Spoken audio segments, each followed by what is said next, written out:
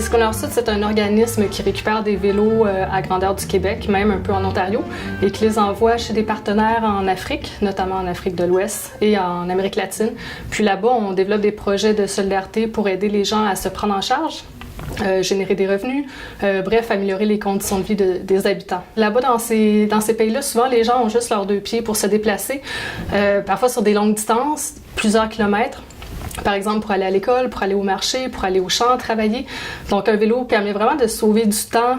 Ça permet de se déplacer avec beaucoup plus de poids, beaucoup plus rapidement. Donc, en libérant du temps, puis en pouvant transporter des aliments, développer son propre travail, c'est quelque chose qui, ultimement, finit par améliorer vraiment les conditions de vie.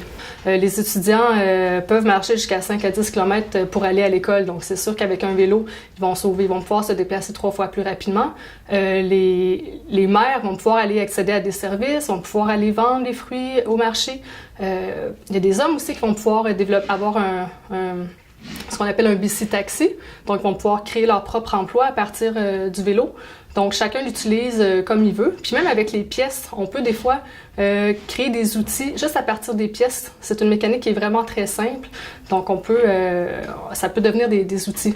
On est rendu à 50 000 vélos. En fait, le 50 000e vélo va partir dans le prochain conteneur. Si on considère que chaque vélo sert en moyenne à entre 5 et 10 personnes, c'est vraiment des centaines de milliers de vies qui ont été changées. J'ai vu sur votre site internet que vous vous étiez donné un code de l'éthique. Hein. En quoi consiste ce code? Pourquoi un code de l'éthique? Qu'est-ce que c'est que ça? Il faut être conséquent avec nos valeurs. C'est sûr que c'est pour guider nos actions, je dirais. Tu sais, si on veut une plus grande justice sociale, si on veut un meilleur environnement, ça commence concrètement. Donc concrètement, ça veut dire, par exemple, accepter des sources d'argent qui sont propre, je dirais. Ça veut dire composter ici, ça veut dire... nous, on est tous des maniaques du vélo, donc on se déplace au travail en vélo. Mais aussi dans la structure de l'organisme. On n'est pas c'est peu conventionnel. On n'a pas de patron. On est tous des co-gestionnaires. Donc, ça fait qu'on est sur un système très participatif. Chacun, c'est ça, on se fait pas imposer, on discute. Donc, c'est vraiment de la co-gestion. Ça permet c'est un peu plus égalitaire. C'est sûr que ça a ses forces et ses faiblesses. Des fois, les décisions sont un peu plus longues à prendre, mais on est sûr, c'est très mobilisant comme approche.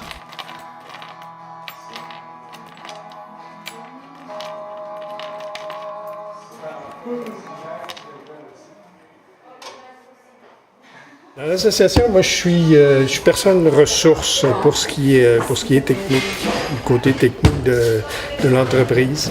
Alors, je m'occupe en particulier d'organiser l'atelier, puis surtout de trier les pièces. Ce qu'on fait, c'est qu'on ramasse tout ce qui traîne dans les bike shops. Et puis, c'est ça, on s'assure à ce que les pièces qu'on va envoyer dans le sud sont réutilisables. Et puis, on jette le reste. Il y a quand même peut-être un 30% de rejet. Alors, c'est quand même assez intéressant, finalement. Moi, je suis retraité de l'industrie de la motocyclette. Alors, je me cherchais pour rester actif, je me cherchais ce genre d'action-là, ce genre d'emploi. Alors, c'est pour ça que j'ai atterri ici, chez Cyclo Nord-Sud. Alors, ça me permet de côtoyer des gens qui sont jeunes.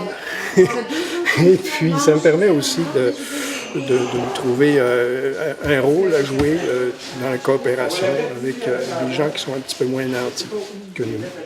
Alors, c'est très valorisant pour moi. Puis, ça me permet aussi de découvrir le monde de la bicyclette. C'est pas tout à fait la même chose que la moto, là. Alors, j'en apprends tous les jours. Alors, ça aussi, c'est un aspect qui est assez positif de mon engagement ici. Qu'est-ce que vous pensez de notre société? Oh, là, vous m'embarquez. Là.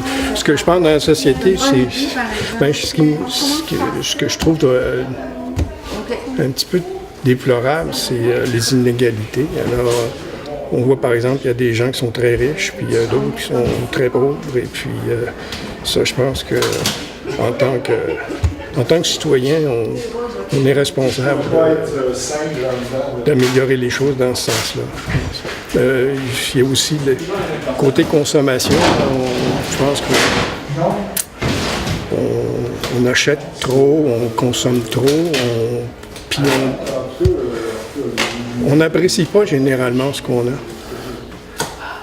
Puis je pense que c'est un petit peu le travail que devrait faire chaque citoyen pour essayer d'améliorer les choses.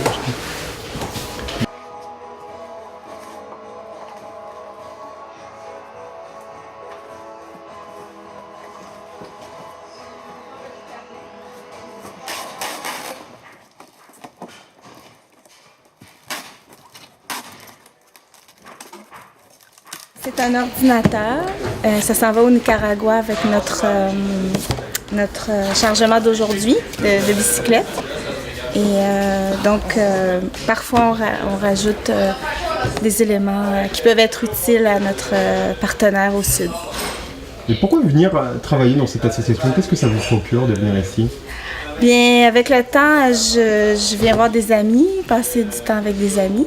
Et je me sens utile, ça me fait plaisir de penser que nos bicyclettes ici vont servir ailleurs. Surtout que il faut dire qu'on vit dans une société de surconsommation ici au Québec. Et vous, madame, quel est votre point de vue? Moi, c'est la première fois que je venais aujourd'hui et je voulais poser un geste concret. Puis j'avais entendu parler de la mission. Je trouve ça de la belle récupération, ce qu'on fait ici au Québec et ça sert là-bas. Je trouve que c'est un geste concret pour en donner du temps. Ça me paraît important d'en parler, si vous voulez bien. Qui a fondé cet endroit? Est-ce que vous pourriez nous parler un petit peu de cette personne? Qu'est-ce qu'elle a fait? C'est une très grande dame. On l'aime beaucoup, notre fondatrice. Elle s'appelle Claire Morissette. Claire Morissette est malheureusement décédée en 2007, mais elle a quand même beaucoup marqué la population ici au Québec. Des années 70 à 90, pendant plus de 25 ans, elle a beaucoup milité. C'est une militante, la plus grande militante écologique que le Québec a connue.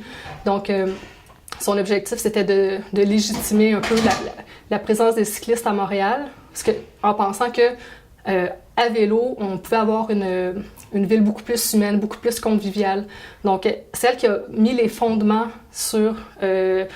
si Montréal connaît un essor cyclisme, en ce moment, c'est un peu grâce à elle qui a établi les fondements. Si on pense à la piste cyclable Claire Morissette qui traverse le centre-ville de Montréal, elle a été inaugurée en son nom. Elle a beaucoup fait. Elle a aussi cofondé Communauto, qui est un système d'autopartage de véhicules. Puis vers la fin de sa vie, c'est ça. En fait, comment elle a découvert Cyclo Nord-Sud, c'est qu'elle est allée à Cuba. Puis là, elle a vu à quel point les gens avaient absolument rien.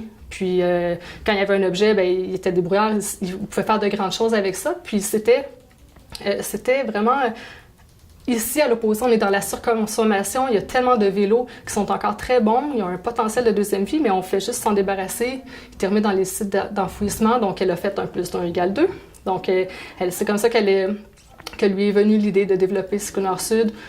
Puis, elle a commencé à organiser une première collecte, premier conteneur qui a été à Cuba. Et puis, c'est comme ça que le tout a commencé. Puis, on voit qu'il y a vraiment un besoin. Ici, on le constate, nous, les gens sont très heureux, puis il y a des beaux projets qui se développent. Ça change vraiment des vies.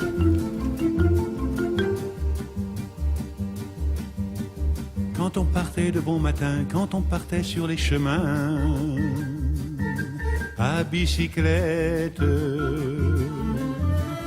nous étions quelques bons copains. Il y avait Fernand, il y avait Firmin, il y avait Francis et Sébastien, et puis Paulette.